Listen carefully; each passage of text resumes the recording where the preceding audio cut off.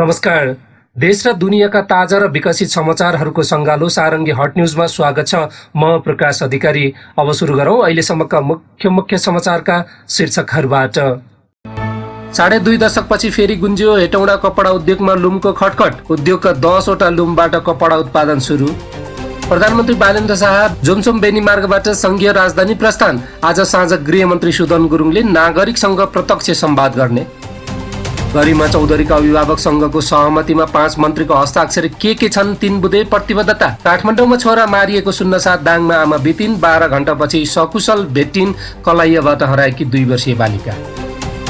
सरकारले सत्य निरूपण तथा मेलमिलाप आयोग र बेपत्ता पारिएका व्यक्तिको छानबिन आयोगको नेतृत्व रिक्त रहेका कारण देखाउँदै भ्रमण मिति तय गर्न आलटाल। डुहाइनको भ्रमण 1 वर्षदेखि अनिश्चित। नेपाल धितोपत्र बोर्डले दस्तावेज जारी गरेको गरै बजार ओह्रालो लागेको लागै। शेयर बजार सुधारमा साथ दिने आइएमएफको प्रतिबद्धता। आइपिओ बिक्रीका लागि 108 कम्पनीले मागे अनुमति। भिजन क्लब्स इन्टरनेसनलको गोकर्णेश्वरमा निशुल्क स्वास्थ्य शिविर। 200 जना सेवाग्राही लाभान्वित। वंशजको नागरिकतालाई निरन्तरता दिन एनआरएनको माग। अमेरिकी राष्ट्रपति डोनाल्ड ट्रम्पले होर्मुज जलमण्डल मध्यलाई अमेरिकाको नयाँ क्षेत्र भन्दै नक्सा सार्वजनिक गरे।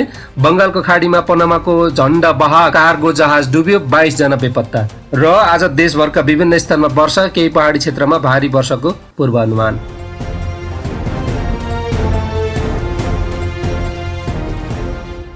अब समाचार विस्तारमा सुन्नुहोस्।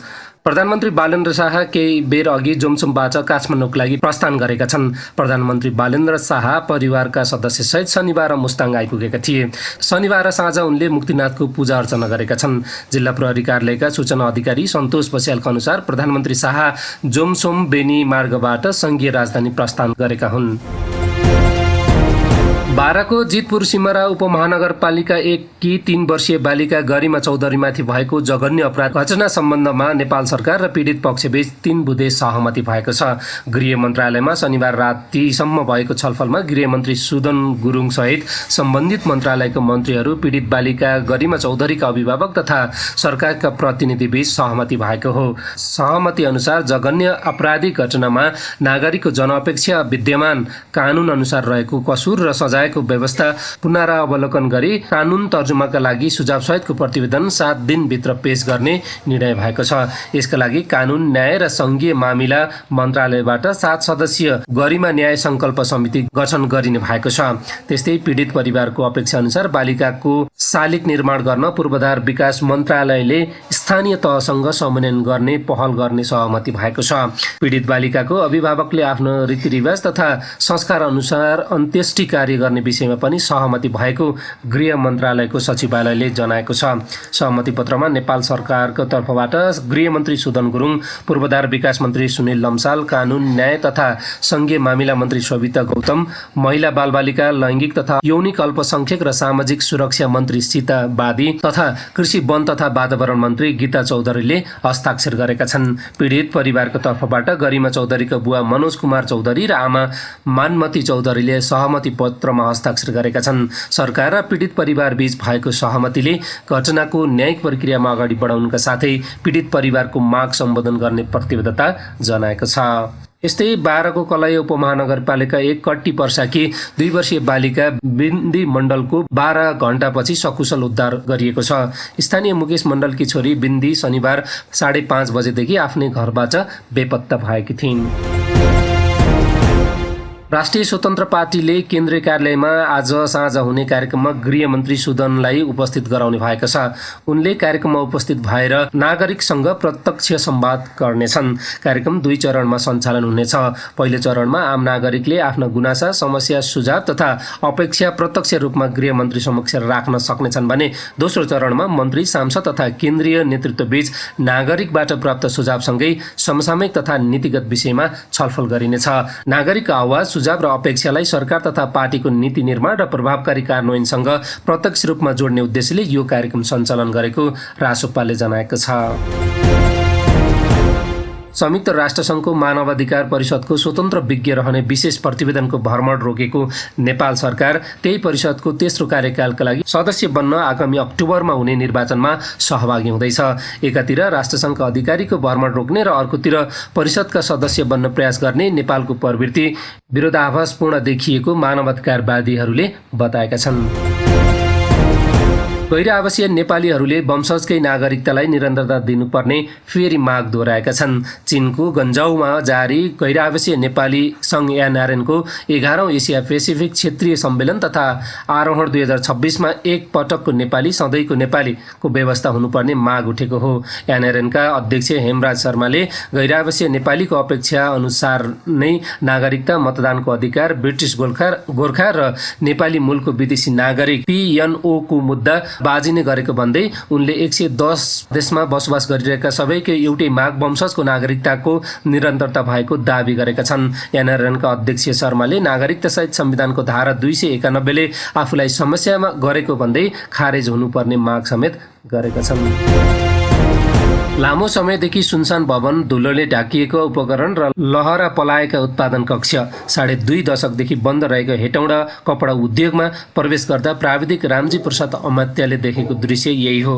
जिउडा देखिएका मेसिन निहाल्दा उनका आँसु झरे। तर अहिले त्यही उद्योगमा फेरि लुमको खटखट आवाज गुन्जिन थालेको छ। हामी सुरुमा आउँदा मेसिन हेरेर आँसु आयो, अमात्यले भने। हाम्रा मरिसकेका मेसिनलाई जिउँदो बनाएर चलाइरहेका छौँ। सरकारले उद्योग पुनः सञ्चालनको तयारी थालेपछि अमात्य काठमाडौँबाट हेटौँडा आएका हुन्। आफ्नै कपडा उद्योग सञ्चालन गर्दै आएका उनी सरकारी उद्योग पुनः सञ्चालनमा योगदान गर्न प्राविधिक टोलीसहित यहाँ खटिएका छन्। अहिले उद्योगबाट 10 वटा लुमबाट कपडा उत्पादन भइरहेको छ। तीमध्ये 3 वटालाई स्वचालित प्रविधिमा रूपान्तरण गरिएको छ। पुराना लुममा नयाँ प्रविधि जडान भएपछि उत्पादन उल्लेख्य बढेको छ। पहिले एउटा लुमबाट 8 घण्टामा 20 देखि 25 मिटर कपडा उत्पादन हुने गरेको थियो। स्वचालित बनाएपछि सोही अवधिमा 65 देखि 70 मिटरसम्म उत्पादन हुन थालेको प्राविधिक रेशमबहादुर भण्डारीले जानकारी दिएका छन्। दाङको तुलसीपुरमा साडी उत्पादन सम्बन्धी काम गर्दै आएका भट्टराईलाई मेसिन मर्मतका लागि बोलाइएको थियो। उनी सहितको टोलीले सुरुमा 3-4 दिन मेसिनको अवस्था अध्ययन गरी आवश्यक सुधारबारे परामर्श गरेको थियो। त्यसपछि पुराना लुमका पार्ट पूर्जा परिवर्तन गर्दै स्वचालित प्रणालीमा रूपान्तरण गर्ने काम सुरु भयो। लुमलाई स्वचालित बनाउने क्रममा डबी, स्लेबार्ड, ब्रेक र क्लच लगायतका उपकरणहरू परिवर्तन गरिएको छ। लामो समयपछि प्रयोगबिन हुँदा मेसिनमा प्रयोग भएका छाला र काठका सामान नष्ट भए पनि मुख्य फलामे संरचना राम्रो अवस्थामा रहेको भट्टराईले बताएका छन्। उनले भने मेसिनका पार्ट पूर्जा बिग्रिएका छन्, तिनलाई फेर्न मिल्छ। यहाँ आएर देशको सेवा गर्न पाउँदा खुसी लागेको छ। पुराना सटल लुमका केही पार्ट पूर्जा पाउन पनि कठिन भएको उनले बताएका छन्। लामो समय अघि बनेका ती मेसिनको उत्पादन चीनले समेत बन्द गरिसकेको प्राविधिकको भनाइ छ। तर तिनलाई र्यापियर प्रविधि अर्थात् बिना साटल चल्ने आधुनिक बनाई मेसिनमा रूपान्तरण गरी स्वचालित रूपमा सञ्चालन गर्न सकिने अमात्यले बताउनु भयो। त्यसका लागि आवश्यक सामग्री काठमाडौँ र ललितपुरका आपूर्तिकर्ता मार्फत चीन तथा ताइवानबाट ल्याउन सकिने उनले बताएका छन्। स्वचालित लुम सञ्चालन गर्दा कम जनशक्तिबाट बढी उत्पादन गर्न सकिन्छ। उद्योगका मेसिनबाट साडी, पोसाक, तन्ना, कोरा, रङ्गीन तथा बुट्टेदार कपडासहित निजामती कर्मचारी र सुरक्षा निकायलाई आवश्यक विभिन्न कपडा उत्पादन गर्न सकिने प्राविधिकहरूको भनाइ छ। शेयर बजारमा सरकारी पक्षबाट सुधारका लागि बेला बेलामा प्रतिबद्धता आइरहेका छन्। नेपाल धितोपत्र बोर्ड सेवानले दस्तावेज जारी गरेको गराइ छ, तर बजारले भने ओह्रालो यात्राको लय समाइरहेको छ। लगानीकर्ताको मनोबल नबढेसम्म उनीहरू शेयर बजारमा लगानी गर्न तत्पर हुँदैनन्। ठूला लगानीकर्ता शेयर बजारमा तयार नभएसम्म बजारमा सुधार आउन सक्दैन। सरकारको छोटो समयमा चर्चामा आउने अभिलाषाले ठूला व्यवसायी लगानीकर्तामा धरपकड बढाउँदा अर्थतन्त्र अस्तव्यस्त र शेयर बजार खस्किँदो अवस्थामा पुगेको विश्लेषकहरूको भनाइ छ। भदौको पहिलो सातामा नेप्से 1 दिन मात्रै बढेर 4 दिनमै घट्यो। अघिल्लो साता भने 5 दिन शेयर कारोबार भएकोमा 3 दिन बढेर 2 दिन घटेको थियो। अघिल्लो साता कारोबारको अन्तिम दिन शुक्रबार 2643.83 अङ्कमा बन्द भएको नेप्से यस साता शेयर कारोबारको पहिलो दिन सोमबार सामान्य अङ्कले घट्यो। यसैबीच सेवानले शेयर बजारमा सुधारका लागि चालेका कदममा अन्तर्राष्ट्रिय मुद्रा कोष IMFले साथ दिने भएको छ। IMFका आवासीय प्रतिनिधि प्रणव कुमार गुप्ताले सेवानका अध्यक्ष डाक्टर गोपाल प्रसाद भट्टराईसँगको भेटमा शेयर बजार सुधारका कदमबारे चासो राख्दै साथ दिने वचन दिएका हुन्। सेवानका अनुसार पुँजी बजारको विकास, नीतिगत सुधार तथा संस्थागत क्षमता अभिवृद्धि लगायतका विषयमा पनि छलफल भएको थियो। त्यस्तै सेबोनमा साधारण सदस्य IPOको बिक्रीको अनुमति माग गर्दै 108 कम्पनीले आवेदन दिएका छन्। कम्पनीहरूले 7 अर्ब 19 करोड 59 लाख रुपैयाँ बराबरको 48 करोड 17 लाख 76 हजार किता शेयर निष्कासनका लागि सेबोनसँग अनुमति मागेका हुन्।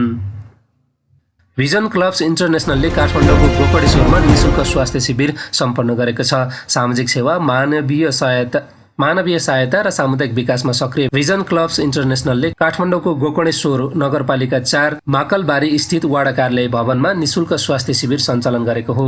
संस्थाका काठमाडौँ विशेष प्रतिनिधि विष्णु श्रेष्ठका अनुसार शिविरमा विशेष गरी आँखा उपचार तथा मधुमेह परीक्षण सेवा प्रदान गरिएको थियो। शिविरबाट करिब 200 जना सेवाग्राही लाभान्वित भएका छन्। स्वास्थ्य परीक्षणका क्रममा 10 जनामा मोतीबिन्दु, 5 जनामा डायबेटिक रेटिनोप्याथी तथा 2 जनामा रेटिनल हेमरेजको समस्या देखिएको बताइएको छ। त्यस्तै टाढा तथा नजिकको दृष्टि सम्बन्धी समस्या, ड्राई आई तथा अन्य सामान्य आँखाको समस्याका बिरामीहरूले पनि स्वास्थ्य सेवा प्राप्त गरेका छन्। शिविर सञ्चालनमा तिलगङ्गा आँखा अस्पताल र नेपाल मेडिकल कलेजले प्राविधिक सहयोग गरेका थिए। भिजन क्लब्स इन्टरनेसनलले सामाजिक रूपान्तरण, मानवीय सहायता र विश्वव्यापी भाइचाराको क्षेत्रमा विभिन्न गतिविधि सञ्चालन गर्दै आएको छ। संस्थाले दैवी प्रकोप, महामारी तथा अन्य सङ्कटको बेला राहत तथा उद्धारका कार्यक्रम, शिक्षा र स्वास्थ्य सम्बन्धी सामुदायिक कार्यक्रम तथा विश्वभर रहेका स्वयंसेवकलाई एकीकृत गर्दै सेवा विस्तारमा काम गर्दै आइरहेको जनाएको छ। निस्वार्थ सेवा र मानवीयताको भावनालाई आत्मसात गर्दै अगाडि बढिरहेको भिजन क्लब्स इन्टरनेसनलले आगामी दिनमा पनि सामाजिक सेवाका कार्यलाई निरन्तरता दिने जनाएको छ। अमेरिकी राष्ट्रपति डोनाल्ड ट्रम्पले सामाजिक सञ्जाल ट्रुथ सोशलमा होर्मुज जलडमरू मध्येको नक्सा सार्वजनिक गरेका छन्। नक्साको माथिल्लो भागमा अमेरिकाको नयाँ क्षेत्र उल्लेख गरिएको छ। ट्रम्पले सार्वजनिक गरेको नक्सामा होर्मुज जलमण्डल मध्येलाई गोलो घेराले देखाइएको छ। यो पोस्ट उनले हालै दिएको अभिव्यक्तिपछि आएको हो। ट्रम्पले यसअघि शुक्रबार एक चुनावी सभालाई सम्बोधन गर्दै अब म होर्मुज जलडमरू क्षेत्रलाई अमेरिकाको नयाँ क्षेत्र घोषणा गर्छु भनेको समाचारमा उल्लेख गरिएको छ। बंगालको खाडीमा शनिबार पनामाको झण्डा बोकेको मालवाहक जहाज ओसियन विनर डुबेको छ।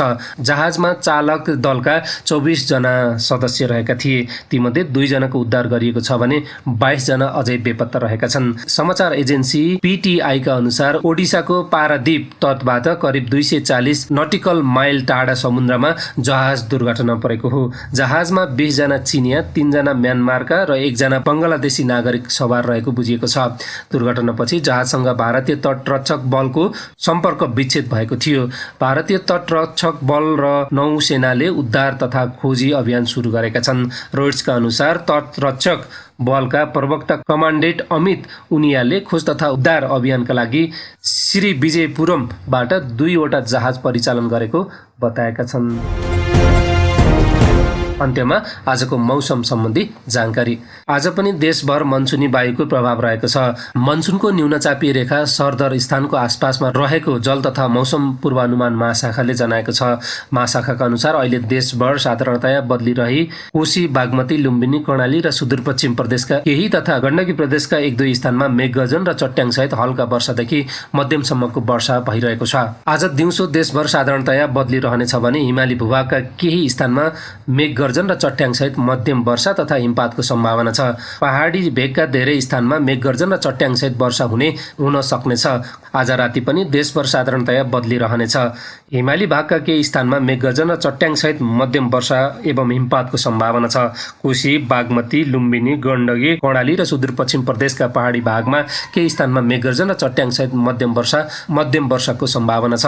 भारी वर्षाको सम्भावना रहेको क्षेत्रमा ग्रान बहाव, बाढी, पहिरो र भुच्चिया जस्ता प्रकोपको जोखिम रहेकाले आवश्यक सतर्कता अपनाउन महाशाखाले अनुरोध गरेको छ। वर्षाका कारण ती क्षेत्रमा दैनिक जनजीवनका साथै कृषि, स्वास्थ्य, पर्यटन, पर्वतारोहण, सडक तथा हवाई यातायात समेत प्रभावित हुन सक्ने भएकाले महाशाखाको सूचनामा अध्यावधिक रहन सम्बद्ध सबैलाई अनुरोध गरिएको छ।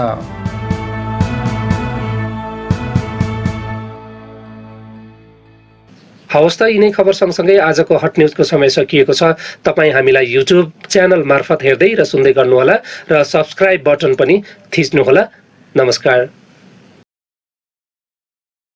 हवस् त यिनै खबर सँगसँगै आजको हट न्युजको समय सकिएको छ। तपाईँ हामीलाई युट्युब च्यानल मार्फत हेर्दै र सुन्दै गर्नुहोला र सब्स्क्राइब बटन पनि थिच्नुहोला। नमस्कार।